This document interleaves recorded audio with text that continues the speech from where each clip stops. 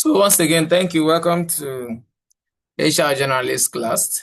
So today we'll be combining week 11 and 12. This is because we missed one class. So congratulations. It's been a month now, 3 months now that this journey started. It's not easy. Every Saturday you sit before your PC or your phone to listen to someone or juggling one assignment with your primary assignment at home as a wife, as a career person, take care of children, husband. I cut cap for you people. You try, you try, you try. You did well. Congratulations. I must say thank you, Koma, and the rest of the people. So thank you. So today we'll be looking at HR analytics and reporting, and the other topics is about HR leadership. So when we talk about analytics, so for those of us that have science background, it just simply means trying to break into pieces what is large and get to know them in terms of quantity, in terms of quality, and also in terms of how useful they are. So that is analytics. So when we talk about HR analytics and reporting, it simply refers to systematic collection, analysis, and interpretation of human resource data to improve workforce decision and organizational performance. So what this basically does is that it helps HR professional to move from intuition-based decision to data-driven decision making. What that means is it you've had like yesterday I was doing analysis with an HR officer. Okay, we sent out a Google form to get some trainee. We had 30 something response. So number one, we started playing with the data. So I'm trying to tell you how data helps. So we first filter those that are not in Lagos. After that, we move to age. After that, we move to gender. And then we now move to Lagos specific locations. So with that, we're able to filter 30 something data up to 13 only. So now imagine you don't have the analytics skill to filter data. You call all these 34 people. Some of them travel from Abuja this here and there, hoping they will get the job, only for them to come and say you need 13 out of them. So you've wasted your time, you've wasted their own time, they have wasted their resources. We thank God for data. So that is what HR analytics is all about. So HR analytics enable organization to monitor workforce trend. What is going on? How many people have retired this month? How many people have collected suspension? How many people are we given oral warning? So what is going on? The workforce, they are scattering. Why are we like this and that? You keep thinking and be checking, and see what is going on. So by the time you come up with that, you'll be able to tell the the management that okay, what is going on? I think the knowledge of the people about the workforce, about the organization is going down because look at it. In the last 2 months, we do not have this. Why are people becoming stubborn? Why are they suddenly becoming having kind of uninterested attitude to the work? Is it that they are not being paid well? If they are being paid well, then something is wrong. You understand? So these are what analytics helps us. It also helps us to improve hiring processes, reduce employee turnover, enhance productivity, improve workforce planning, support strategic decision making. Okay. Oh, I remember Toby Richard. Our phone had issue. So now, HR data and metrics. So what is HR data? HR data include all major information related to employees and workforce activities. Look at them now. Type of HR data. Employee data, employee ID, age, gender, department, and job role. Salary level, employee status. Recruitment data. Number of applicants, hiring time, recruitment cost, source of hire. Performance data, performance rating, productivity level, training results, and like that. If you check, I drop an Excel in the group. That is typically how this looks like. So let me open it here and try to also buttress my explanation. I stop sharing this. I bring up that and let's see. So I believe you should be able to see now. Look at sheet one. It talks about uh, uh, employee data. Look at it. The first employer, EMP001, John Musa. is 29 years old, gender male, department HR, the role HR officer, grade level 6 is a full-time staff. So like that, you can see. So if they ask you to create HR data, this is how it's going to be. This is employee data. So the second sheet is recruitment data. So you are recruiting for HR officer, accountant, IT, support, sales, executive. So now the number of applicants, you have 45. So hiring time 18. Recruitment cost 150,000. Where do you get this one from? Job portal. Now, how do you get hiring time? You get hiring time by which month? For example, now which day did you start?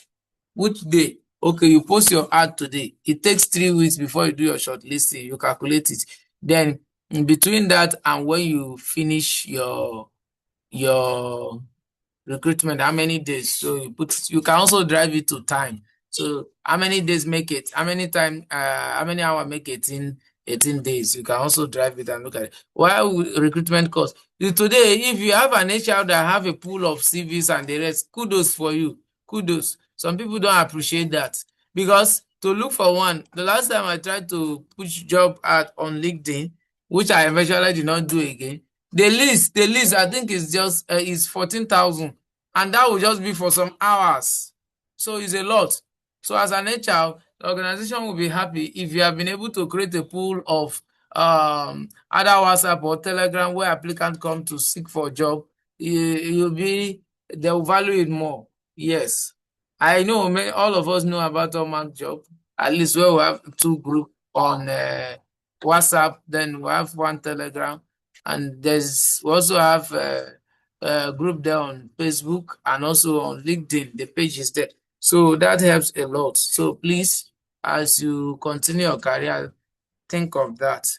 So the next thing we have performance rating. Look at this, John Musa. Performance rating 4. Productivity is high and the score is 85%. There are other factors that make up this, but these are your summary. So and all these things form HR dashboard too. So the next thing is attendance record. So whether they are clocking on their app or they are clocking using normal traditional way of writing, you can tell. Look at it. Day absent 2, leave day use 1, overtime, like that. So look at it. So this is how employee data is. So the next one, retention data. So retention data, I want to know how long has these people been in the organization. Okay, this person came in, John Musa, date higher 10th, so this year spent 5, he's still active, he's still here, like that. There's another person 9 years, but the person was terminated due to policy violation. So like that is how it is. So let's go back to our let me go back to my notes. So I move back to my notes. So that is how about that. So what are HR metrics? What are those things that HR measure? Yes. What are those things that HR metrics? HR metrics are measurable value used to track HR performances. So like, for example, now, the first HR metrics here is employee turnover. So as you have come to the organization, are employee coming and going? So the organization will use that to trace you. What about absenteeism rate? So when people don't come to office, attend to their work, is your headache. They are using it to rate you. Because the sales department is selling something, you are not selling something, you are driving something. So time to hire is also used to rate. Cost per hire, training cost per employee, employee satisfaction score. So retention rate and production rate. So productivity rate. So these are the things that forms HR KPIs. So let's take note. Key HR reports. This provides a summarized workforce information to help management make their decisions.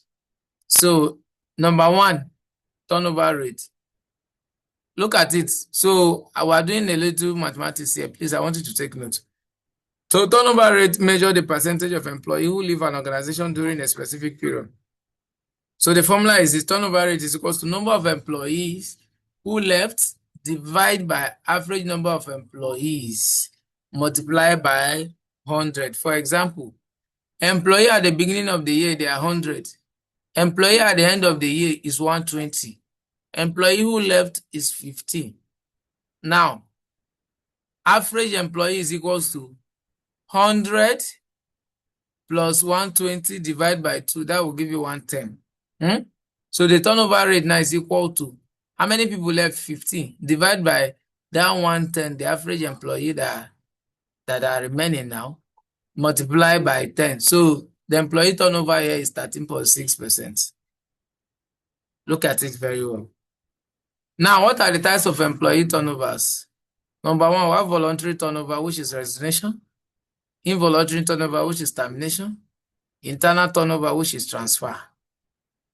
So, what is important here? Identify workforce stability.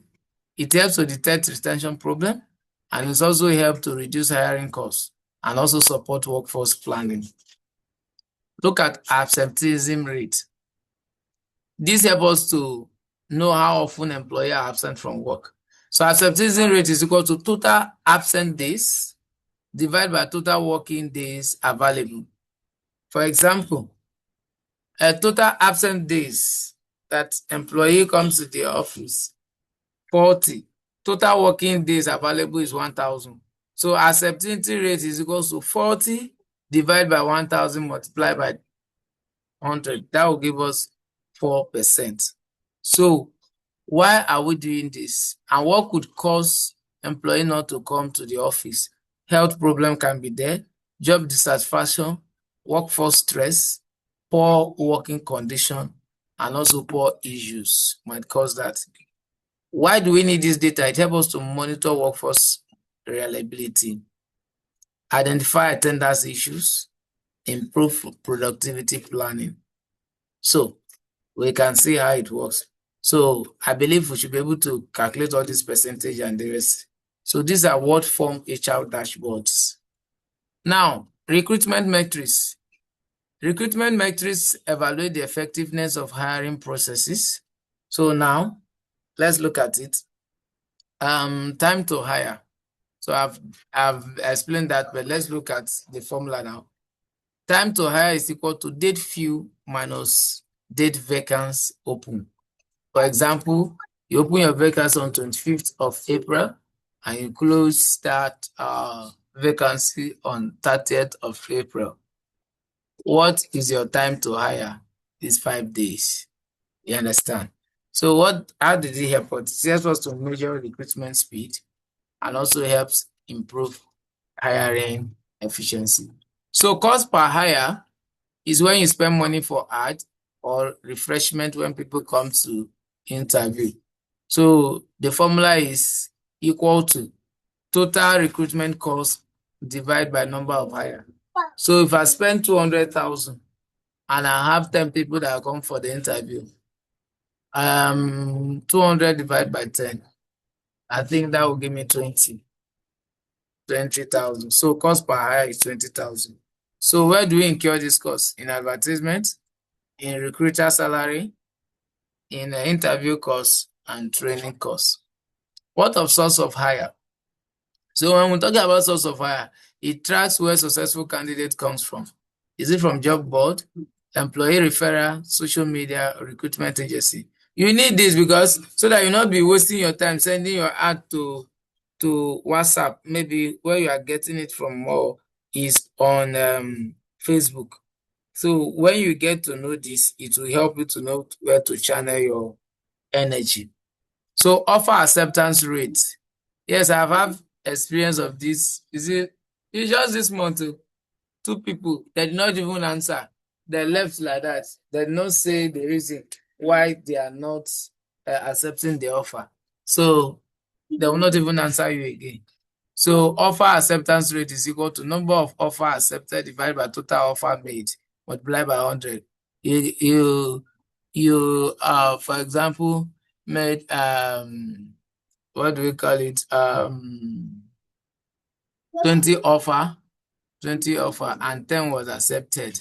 So the percentage will be number of accepted 10 divided by 20 multiplied by 100. So decision making using HR metrics. So this helps us to have an evidence-based decision. So what are the steps? Number one, you identify the problem. For example, high employee turnover. Number two, collect relevant data. For example, exit interview, turnover record. Then analyze the data, identify patterns, determine root cause. When you identify a pattern, look for the root cause of the issue. The root cause of the issue. So when you do that, hold on, please. Okay, let's continue. So then you analyze the data, then interpret the data, then take your actions. So monitor the action you're taking and evaluate it. So what are the benefits of HR analytics? Here, it helps to improve workforce productivity, enhance employee retention, reduce operational costs, support business growth, improve HR efficiencies. So the assignment is there. Create an Excel HR dashboard. So then we'll move on. What is an HR dashboard? An HR dashboard is a visual tool that displays HR metrics using charts and tables. So I've explained to us all what it takes already. Look at it.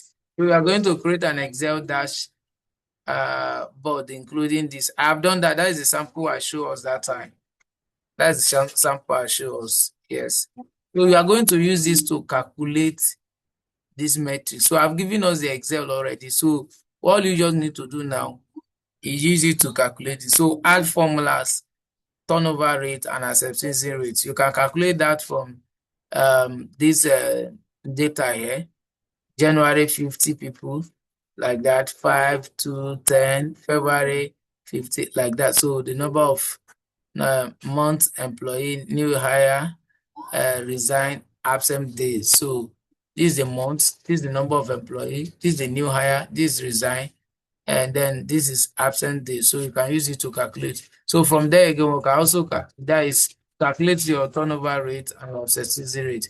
So inside charts, recommended charts are bar charts for the headcount, bar chart for the departmental distribution, and line to turnover trend. So if you don't know how to use Excel, better start confessing now. So that others can help you. So I need this one, I need this one, I need it, I need it for Wednesday. So format your dashboard, use colors, add titles, and use filter if needed. So I want it to come out cha-cha-cha. I don't know how we use that word. Sorry, I'm on public address. So I say cha-cha-cha. What I mean is let it come out well. Yeah. So hello everyone. I've been talking to myself. Abosede, are you there? Yes, sir. Okay. It's comment I just spoke now. Abosede, speak. Maybe I've gone to bed. I'm yes, sir. Okay. Said, I will not call you. She send me a message. So let's look at leadership in HR. HR leadership involves guiding people, managing teams, and aligning workforce strategies with organizational goals. So HR leader act as number one, strategic partner, employee advocate, and change managers. Now, I used to say this: HRs are your friends, but at the same time, so when it comes to take decision, HR will always take a stance. So now, HR is for the people, for the management, and for all. So you stand at the delegate position in any organization. And I always tell people, better be careful and don't overdo. You too, you're an employee, and one day they can ask you to go. So when you don't fire based on good judgment, the person you fire might be on the next interview when you're applying for job. So be careful.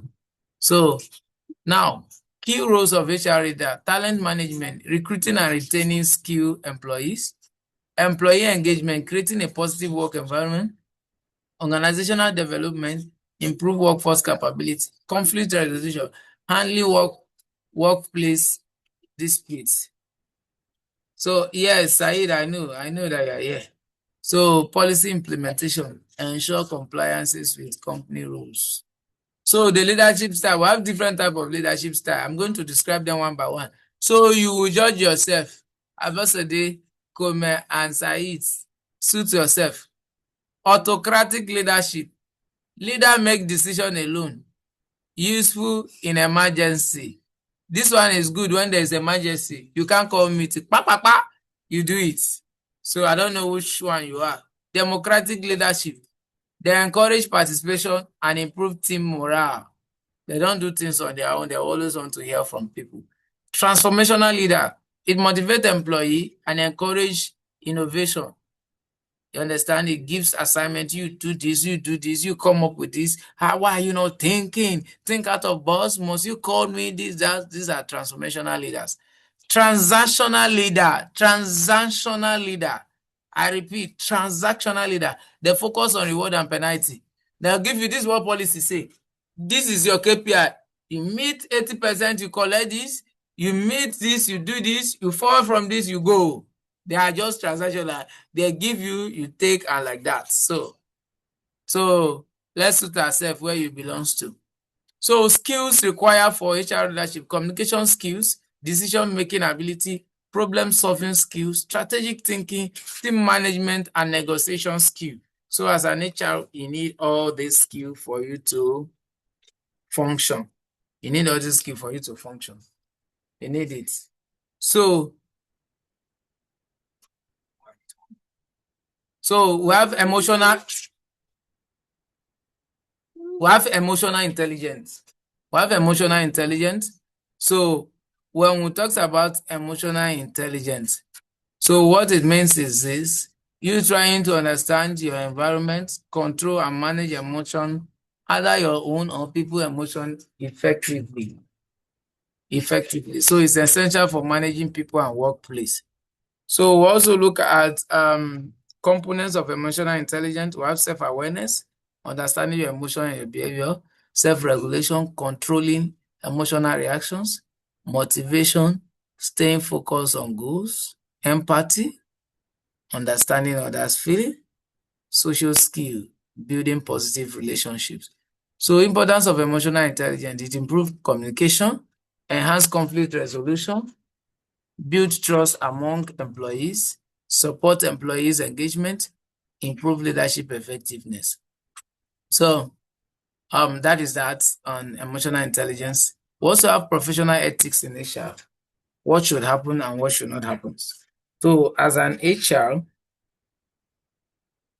professional ethics refers to a moral principle that guide HR behavior. HR professional handles sensitive information, making ethics essentials. So key HR ethical principle. Number 1, confidentiality, protect employee information. Fairness, treat all employees equally.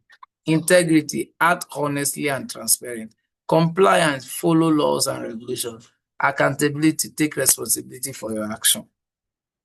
These are things we know, but emphasis is for the purpose of us standing up to act and do what we're supposed to. So example of ethical issues in HR is favoritism in hiring, breach of confidentiality, discrimination, and conflict of interest. And this person is from my state, let's hire him. This person is my classmate, let's hire him. This person is my siblings, let's hire him. This person is my sister's friends, let's hire him. So we also have breach of confidentiality and like that. So ways to maintain ethics: follow HR policies. That's how I used to tell people. Do your policies well. We have late policies on the absenteeism to the office, late coming, performances. Follow it strictly. Follow it very well. So when you follow it, you will not have issue. Document decisions, document them. Somebody is misbehaving in your team, give oral warning. Yes, give written warning. So what is your law say? Oral warning 2 translate to suspension, 2 suspension, immediate dismissal. So once that is there, when it is time for you to take decision, you will not be panicking or trying to look who is this or that. You understand? So provide equal opportunities and maintain confidentiality. Report on ethical behaviors. Career growth require continuous learning and professional development, like what you are doing now. You are helping yourself.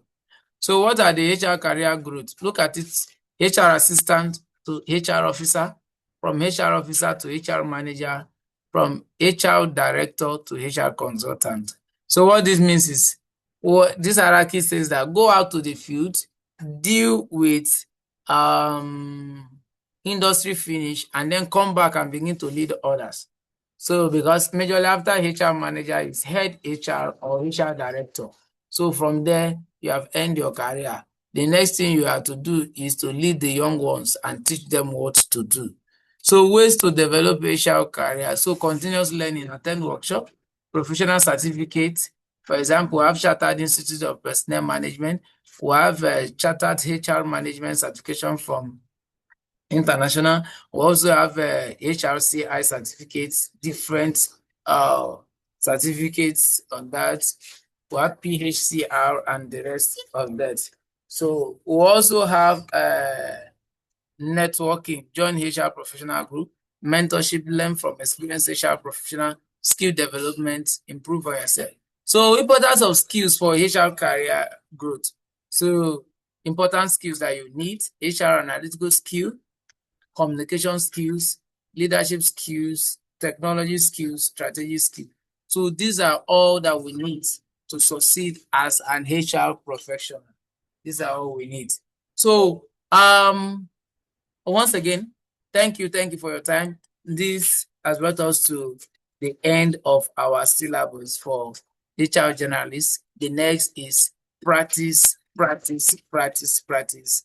You need the rest on the field. So please, I open up for questions before our recording, and then if we have further, we can go to our WhatsApp. So any question, please. Abosede, please, over to you. I'll call you people one by one.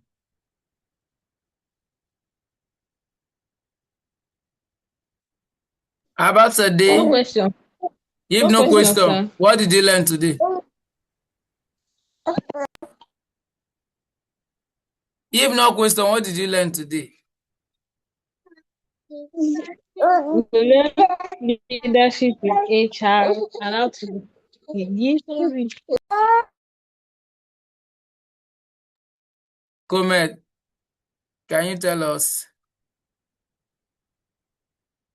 Okay, so I have a question. My question is, from the different leadership types, what or which of them is best to be?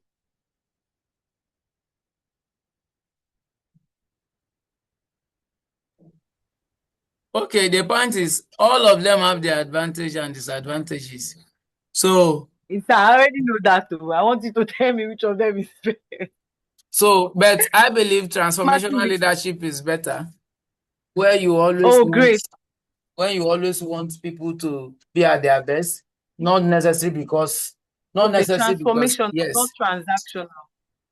yes. You can blend Okay. transformational with transactional. You know why? Because reward system push people on their toes.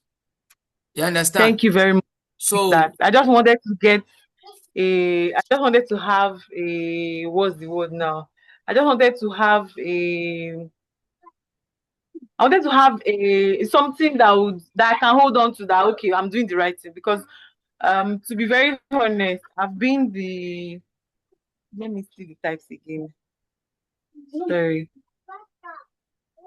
I think I did not open the menu. I've closed it. I think it's the very first one that you mentioned. I've been you the have been very, autocratic. You just want to no, do no, no, it. no, no, no, Okay. no, not autocratic. No, no, no, no. Democratic. Democratic, yes. I've been very liberal, but it looks like it's not working anymore. So I'm beginning to get towards transactional. That's why I But, asked the question. but at the same time, ensure you also motivate them and encourage them to think out of the box. So that will make them transformational. When you join the two, it gives a perfect answer. Because if you are involving people that are not serious, you are wasting your time. So True. why can't you do and like that? So let me stop recording and let's okay.